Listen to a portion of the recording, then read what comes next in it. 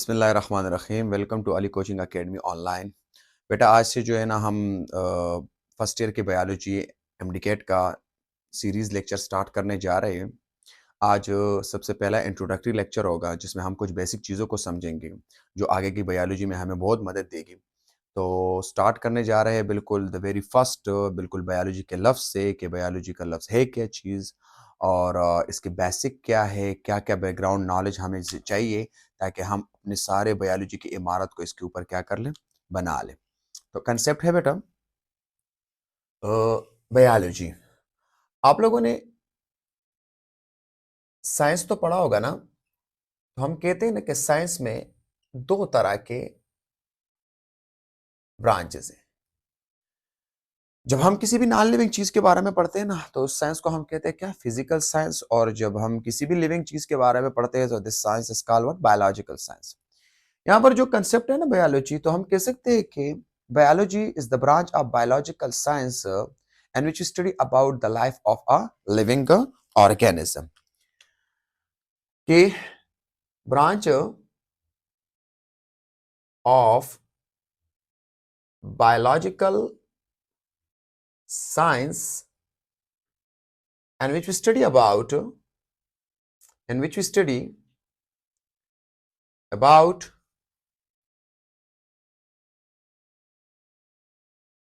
the life of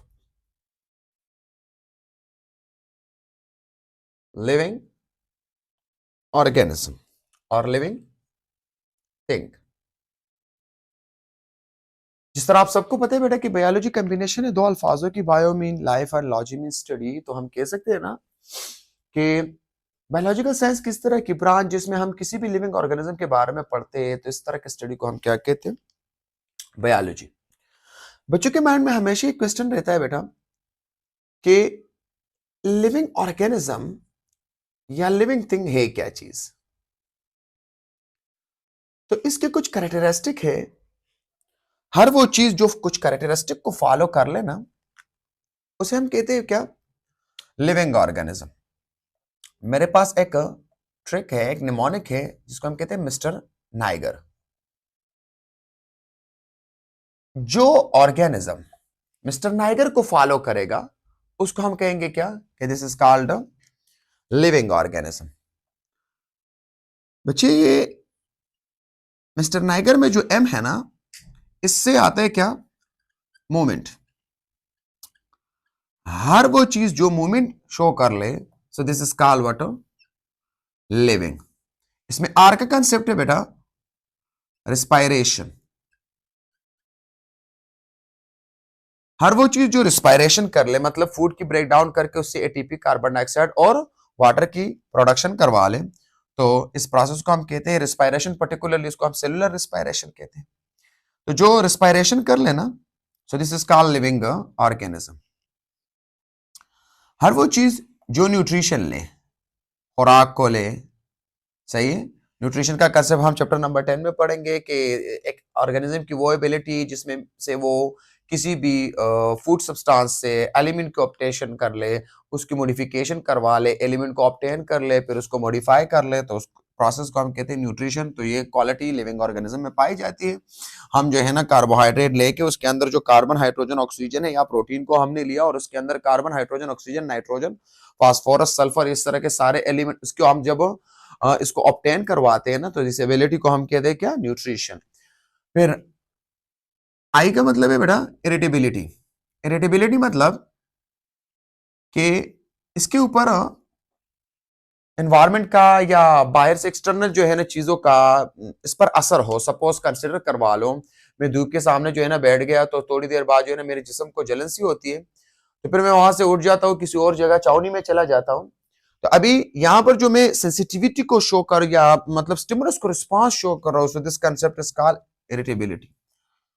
हर वो चीज जो ग्रोथ को कर ले, ग्रोथ हो, उसकी ग्रोथ हो, या वो गैसेस एक्सचेंज कर ले। गैसेस एक्सचेंज क्या है? जब अल्वेलाई से ब्लड के अंदर ऑक्सीजन और ब्लड से अल्वेलाई के अंदर कार्बन डाइऑक्साइड की एंट्री होती है, so this phenomenon is called gases exchange. वो ऑर्गेनिज्म जो एक्सक्रीशन को करवा ले, एक्सक्रीशन, और वो ऑर्गेनिज्म जो रिप्रोडक्शन करे। तो ये 8 कैरेक्टरिस्टिक जिस भी सब्सटेंस में पाए जाए, जिस भी चीज में पाए जाए, उसको हम क्या कहेंगे? Living thing.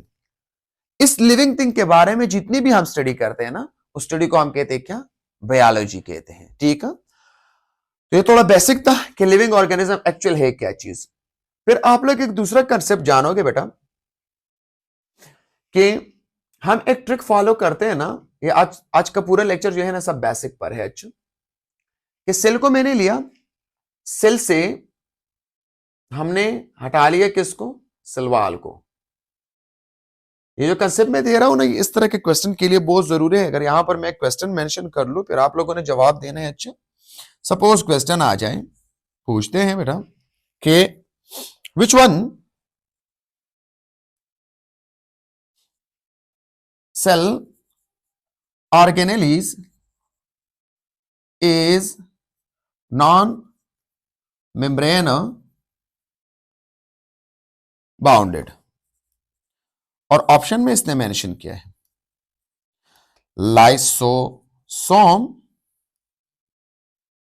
B spherosome, C centriole, D peroxisome. अभी इस तरह के क्वेश्चन आते हैं, तो मैं पहले से आंसर नहीं यहां पर मेंशन करवाता, आप लोगों ने खुद से जवाब देने। अच्छा, इस ट्रिक की मदद से आप लोग सब इस तरह के क्वेश्चन के बहुत सारे जवाब दे सकते हो। समझो। अच्छा, मैंने एक सेल लिया, सेल से मैंने सेल वॉल को हटा लिया। जाहिर सी बात है प्लांट सेल लूंगा तो, क्योंकि या फंजाई का सेल या बैक्टीरिया का सेल, क्योंकि उसमें सेल वॉल होते हैं। तो cell without cell wall is called what? Protoplast. तो कीप इन माइंड बेटा, प्रोटोप्लास्ट के अंदर न्यूक्लियस होगा, न्यूक्लियस, सेल मेम्ब्रेन, साइटोप्लाज्म और ऑर्गेनेलिस। ठीक, फिर मैंने इस तरह किया बेटा कि प्रोटोप्लाज्म से मैंने हटा लिया किसको? सेल मेम्ब्रेन को। सॉरी, प्रोटोप्लाज्म नहीं, प्रोटोप्लास्ट। प्रोटोप्लास्ट, प्रोटोप्लास्ट से मैंने हटा लिया सेल मेम्ब्रेन को।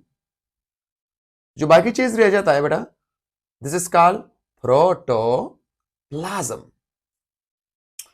प्रोटोप्लाज्म के अंदर कौन कौन सी चीजें पाई जाएगी?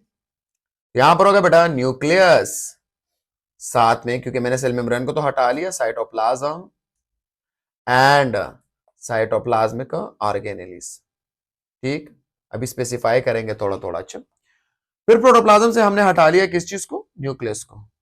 तो जो बाकी चीज रह जाता है बेटा, so this remaining structure is called cytoplasm. अभी आपके पास साइटोप्लाज्म है, आपने क्या करना है? तो साइटोप्लाज्म, अभी साइटोप्लाज्म के अंदर ऑर्गेनेलिस भी है और लिक्विड पोर्शन भी है। मैंने क्या किया? मैंने साइटोसोल को हटा लिया। ठीक, अभी साइटोसोल से हटाने के बाद साइटोसोल को हटा लिया, तो जो चीजें रह जाती है ना बेटा, they are called cytoplasmic organelles. ठीक, साइटोप्लाज्मिक ऑर्गेनेलिस। फिर साइटोप्लाज्मिक ऑर्गेनेलिस दो तरह के। अच्छा, एक है बेटा non membrane bounded cytoplasmic organelles, और दूसरा मेम्ब्रेन बाउंडेड साइटोप्लाज्मिक ऑर्गेनेलिस। आपके पूरे सेल में बेटा, पूरे सेल में दो ऑर्गेनेलिस इस तरह है बेटा कि वो नॉन मेम्ब्रेन है। एक रहा सेंट्रियोल और दूसरा रहा बेटा राइबोसोम। तो अभी आप लोगों ने जो है ना इस क्वेश्चन का जवाब देना है कि which one cell organelles is non membrane bounded. तो नॉन मेम्ब्रेन बाउंडेड में कौन सा है? सेंट्रियोल। ठीक, फिर जो मेम्ब्रेन बाउंडेड है ना बेटा, ये फिर मजीद दो तरह के हैं। मेम्ब्रेन बाउंडेड दो तरह के, एक है बेटा single membrane bounded cytoplasmic organelles, और दूसरे double membrane bounded cytoplasmic organelles. इंशाल्लाह इससे जो है ना आप लोग का एक भी क्वेश्चन वो गलत नहीं होगा। आप लोग सारे क्वेश्चन जितने भी जो है ना ऑर्गेनेलिस से रिलेटेड क्वेश्चन है, मतलब कि कौन सा मेम्ब्रेन बाउंडेड है या नॉन मेम्ब्रेन, वो इस चार्ट से जो है ना आप लोग का क्लियर हो जाएगा। तो जो सिंगल मेम्ब्रेन बाउंडेड है ना बेटा, मैं यहां पर मेंशन करवाता हूं, समझो। अच्छा, एंडोप्लाज्मिक रेटिकुलम, चाहे वो स्मूथ हो या रफ, गाल्जी बॉडी, सही, स्फीरोसोम, स्फीरोसोम, पैराक्सीसोम, पैराक्सीसोम, लाइसोसोम और ग्लाइक्सिसोम, ग्लाइक्सिसोम और सिलेबस में इंक्लूड है वैक्यूल। तो बेटा ये सारे के सारे जो है ना ये सिंगल मेम्ब्रेन है, सबके ऊपर जो है ना एक ही मेम्ब्रेन होगा। और डबल मेम्ब्रेन बाउंडेड में बेटा दो ही पाए जाते हैं, एक है माइटोकॉन्ड्रिया, सही, और दूसरा है प्लास्टिड। अभी मेरे फ्यूचर डॉक्टर जो प्लास्टिड है ना, तो आपकी किताब ने केपीके के बुक ने बेटा मेंशन किया है 3 पे डिवाइड किया है, और जितनी भी किताबें हैं वो पहले 2 ब्रांचेस ली थी अच्छे की। प्लास्टिड के अंदर एक है ल्यूकोप्लास्ट, क्या, और दूसरे क्या, क्रोमोप्लास्ट। समझ आ रही बेटा? लेकिन जो केपीके की बुक है ना, तो उसने क्लोरोप्लास्ट को अलहदा टाइप लिया है, लेकिन एक्चुअली क्रोमोप्लास्ट जो है, क्रोमोप्लास्ट इसके अंदर जो है ना 3 पाए जाते हैं, एक है क्लोरोप्लास्ट, एक है रोडोप्लास्ट, रोडोप्लास्ट, और एक है बेटा फ्यूप्लास्ट, फ्यूप्लास्ट। और जो ल्यूकोप्लास्ट है तो इसके अंदर 3 है, एलायोप्लास्ट, एलायोप्लास्ट, एमाइलोप्लास्ट, एमाइलोप्लास्ट और प्रोटीनोप्लास्ट, प्रोटीनोप्लास्ट। तो माय डियर, यहां से अगर मैं एक क्वेश्चन बना लूं, सपोज क्वेश्चन मैंने बना लिया कि द साइटोप्लाज्मिक ऑर्गेनेलिस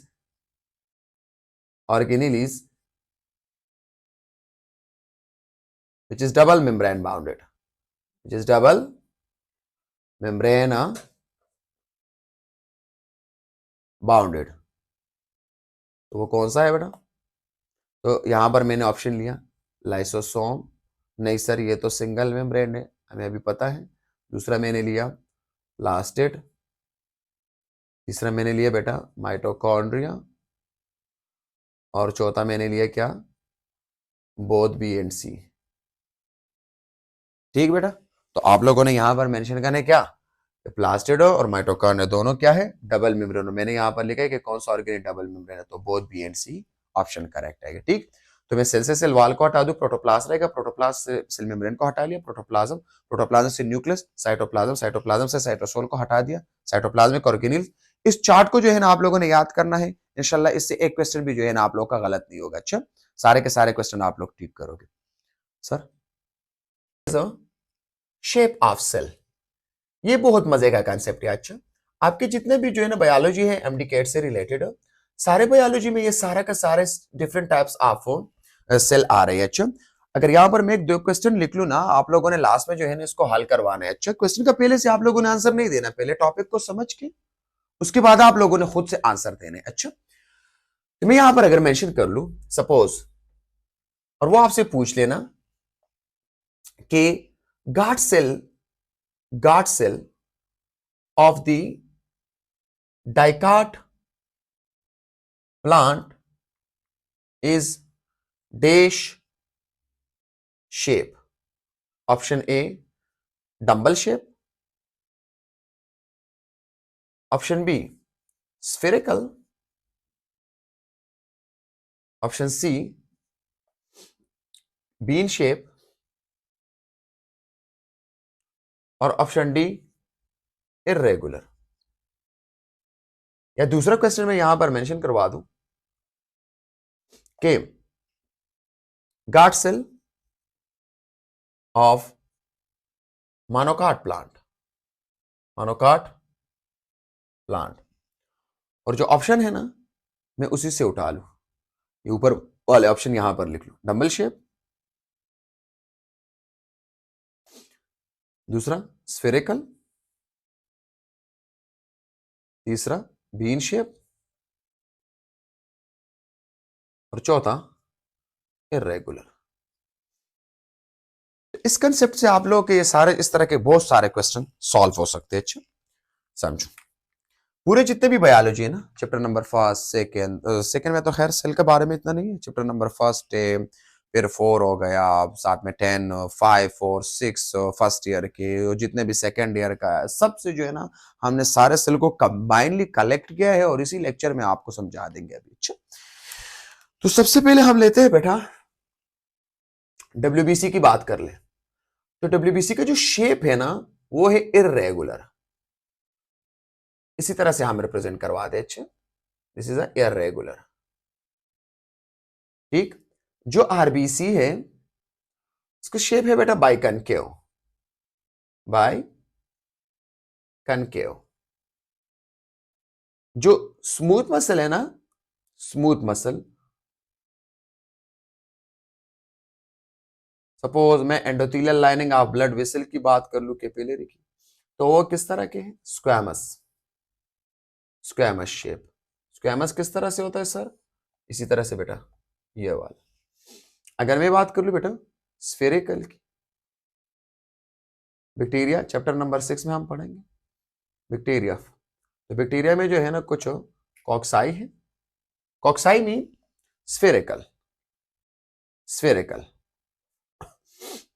इस तरह का। कुछ बैक्टीरिया हमारे पास होते हैं बेटा, कुछ बैक्टीरिया वो बेसिलाई है, bacilli mean rod shape, shape उसका इस तरह होगा बेटा, इज अ रॉड शेप। अगर मैं बैक्टीरिया की मजीद बात कर लूं तो कुछ हमारे पास है बेटा स्पाइरोकीट, स्पाइरोकीट, स्पाइरोकीट कहते हैं एक्चुअली स्प्रिंग शेप को, स्ट्रक्चर इसका कुछ यू होगा। अच्छा, अगर मैं मजीद बैक्टीरिया की बात कर लूं तो एक बैक्टीरिया है उसका शेप जो है ना किस तरह है? कामा शेप, कामा शेप। कामा शेप में हम बैक्टीरिया को ले रहे, आप लोगों ने नाम सुना होगा विब्रियो कॉलरा, यहाँ पर मानोकोकस, यहाँ पर माइकोबैक्टीरियम ट्यूबरक्लोसिस हो गया, स्पाइरोकीट में जो है ना स्पाइरोकीट, स्पाइरेला, स्पाइरेलम और विब्रियो कॉलरा जो है ना वो कामा शेप इस तरह होता है बेटा, ये इस तरह इसका शेप होता है। सही। अगर हम बात कर ले बेटा गार्ड सेल की, डाइकार्ड प्लांट की, dicot plant, guard cell, dicot plant, guard cell. Dicot उस प्लांट को कहते हैं बेटा जिसके सीड को हम दो कार्टिलीडन, दो पीसेस में डिवाइड करवा सकते हैं। अच्छा, तो दे आर कॉल्ड डाइकार्ड। तो बेटा डाइकार्ड ये हम पढ़ेंगे बेटा opening and closing of stomata, बहुत मजे का कंसेप्ट है, बहुत मजे से इंशाल्लाह पढ़ाएंगे। तो जो गार्ड सेल है डाइकार्ड प्लांट के गार्ड सेल ना, उसका शेप कुछ यू है। अच्छा, बीन शेप है, बीन। स्ट्रक्चर में अगर हम इसको बना लेना तो बेटा इस तरह होते हैं। अच्छा, और अगर मानोकाट प्लांट की गार्ड सेल की बात कर ले तो इस तरह अच्छा डंबल शेप है। क्या? डंबल शेप, जो जिम में लोग, बॉडी बिल्डर लोग इस्तेमाल करते हैं ना, इस तरह का शेप होता है बेटा।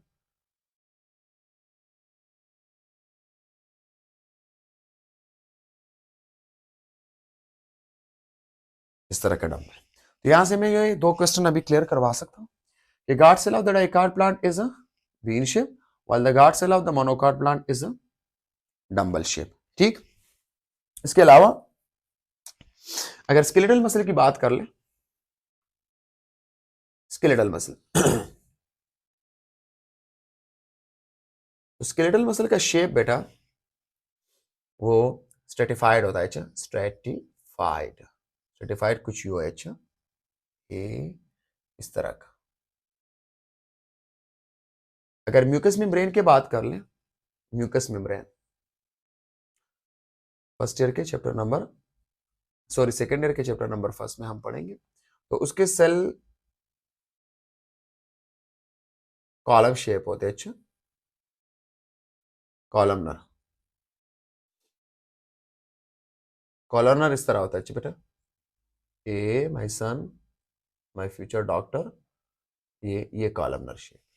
सही है। तो ये म्यूकस मेम्ब्रेन की इस तरह के जो है ना सेल की शेप हम इस्तेमाल करेंगे, बार बार आएंगे बायोलॉजी में, चैप्टर नंबर 6 में, 5 में। अगर मैं टेटपोल शेप की बात कर लूँ तो हम बैक्टीरियोफेज के लिए इस तरह का कोई लफ्ज इस्तेमाल करते हैं ना, टेडपोल शेप जो है ना, वायरस है। तो इस तरह के बहुत सारे शेप आपके पूरे कोर्स में इस्तेमाल होंगे। ठीक, एक दूसरा कंसेप्ट पढ़ते हैं बेटा, साइज ऑफ सेल। ये बहुत बेसिक है। अच्छा, कीप इन माइंड बेटा, साइज ऑफ सेल क्या है। डिफरेंट सेल, ये क्वेश्चन रिलेटेड है प्रोकैरियोटिक और यूकैरियोटिक के आखिरी लाइनें हैं उसमें ये डिफरेंसेस में दिया है। अच्छा, different cell have different size, but it depend upon three factor,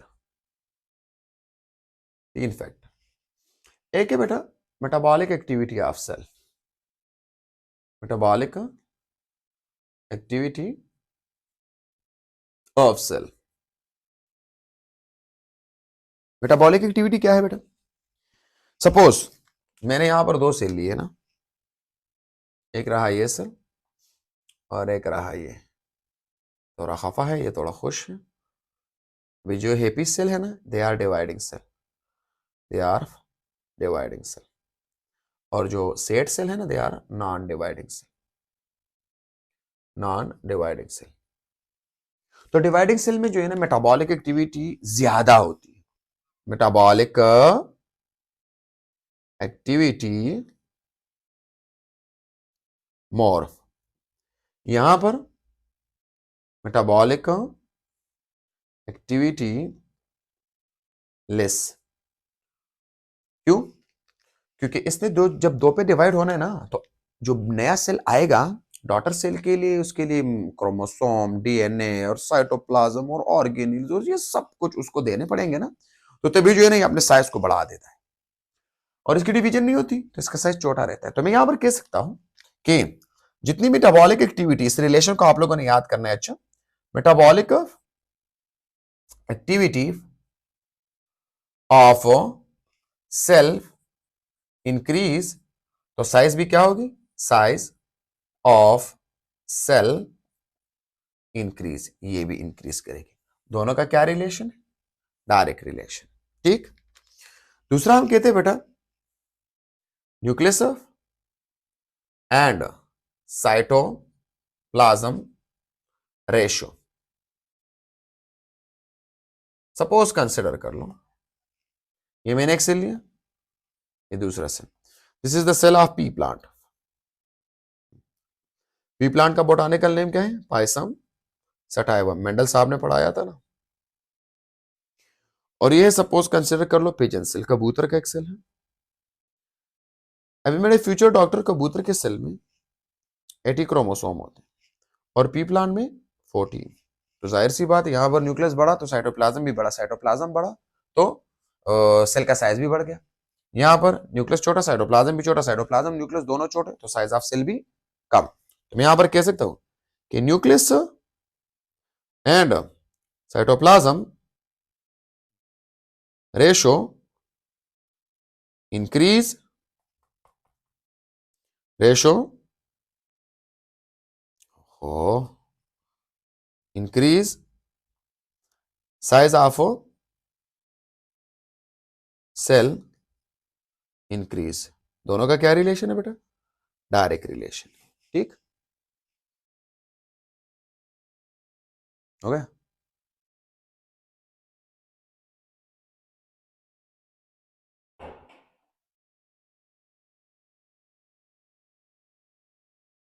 okay बेटा, तीसरा कंसेप्ट क्या है बेटा, एरिया एंड वॉल्यूम रेशो। इस कंसेप्ट को आप लोगों ने बहुत अच्छे से समझना है। अच्छा, सपोज मैंने एक सेल लिया बेटा और क्यूब सेल है, क्या है, क्यूब सेल। इसका ये वाली लंबाई कितनी है, 1 सेंटीमीटर, चौड़ाई इसकी कितनी है, 1 सेंटीमीटर, और ऊंचाई इसकी कितनी है, 1 सेंटीमीटर। अभी किसी भी क्यूब का अगर आपने एरिया फाइंड आउट करवाना है ना, तो एरिया का फार्मूला है लेंथ मल्टीप्लाई बाय विड्थ, लेकिन अगर वो क्यूब है उसमें 6 साइड है तो आपने 6 से मल्टीप्लाई करवाना है। यहां पर मैं एरिया को फाइंड कर लू, साइज लेंथ क्या है 1 सेंटीमीटर, मल्टीप्लाई बाय विड्थ कितना है वो भी 1 सेंटीमीटर, इसको 6 के साथ मल्टीप्लाई कर लूँ तो आएगा क्या, 6 सेंटीमीटर स्क्वायर। ठीक, अभी ये इस क्यूब के क्या है, एरिया। इसका मैं वॉल्यूम फाइंड करवाना चाहूँ तो वॉल्यूम बराबर है length multiply by width multiply by height. अभी वॉल्यूम के लिए लेंथ क्या है 1 centimetre, multiply by width 1 centimetre, multiply by height 1 centimetre, तो आएगा कितना, 1 सेंटीमीटर क्यूब। ठीक, तो इस सेल का एरिया एंड वॉल्यूम रेशो क्या है, 6:1। अभी आपने एक दूसरा सेल लिया, सपोज ये उससे थोड़ा बड़ा है, इसकी लंबाई कितनी है 2 सेंटीमीटर, चौड़ाई इसकी कितनी है 2 सेंटीमीटर, और ऊंचाई इसकी कितनी है 2 सेंटीमीटर। ठीक बेटा, यहां पर अगर मैं एरिया को फाइंड आउट करवाना चाहूं तो length multiply by width multiply by height, sorry multiply by 6। अभी एरिया यहां से कितना आएगा 2 सेंटीमीटर मल्टीप्लाई बाय 2 सेंटीमीटर और मल्टीप्लाई बाय 6, 2 2 4 और 4 6 24 सेंटीमीटर स्क्वायर। इसका मैं वॉल्यूम फाइंड आउट करवाना चाहूं तो volume length multiply by width multiply by height, volume 2 centimetre multiply by 2 centimetre multiply by 2 centimetre, तो वॉल्यूम आएगा 2 2 4 4 2 8 सेंटीमीटर क्यूब। अभी मैं इसको मजीद छोटा करवा सकता हूँ, 8 1 8 और यहाँ पर 8 3 24, तो यहाँ से एरिया और वॉल्यूम कितना आया 3:1। तो आप लोग जरा देख लो, सेल का साइज जितना बढ़ता है एरिया वॉल्यूम रेशो उतनी कम आएगी, सेल का साइज जितना छोटा होगा एरिया और वॉल्यूम रेशो उतनी बढ़ेगी। तो मैं यहां पर कह सकता हूं बेटा कि area and volume ratio is inversely proportion to size of cell. मतलब सेल का साइज जितना, एरिया और वॉल्यूम रेशो जितना कम सेल का साइज इतना ज्यादा, एरिया और वॉल्यूम रेशो जितना ज्यादा सेल का साइज उतना क्या, कम। यहां पर आप लोग देख लो 6:1 है, यहां पर 3:1 है, यहां पर साइज बड़ा है एरिया और वॉल्यूम रेशो कम है, यहां पर साइज छोटा है तो साइज छोटा है तो एरिया और वॉल्यूम रेशो क्या है, वो बढ़ गई है। क्लियर? तो ये था एक इंट्रोडक्टरी लेक्चर, इसमें हमने जो है ना सब कुछ बेसिक चीजों को पढ़ ले। कल से इंशाल्लाह जो है ना हम नेक्स्ट लेक्चर अपलोड करवाएंगे। हमारे साथ रहिए, शुक्रिया, अल्लाह हाफिज।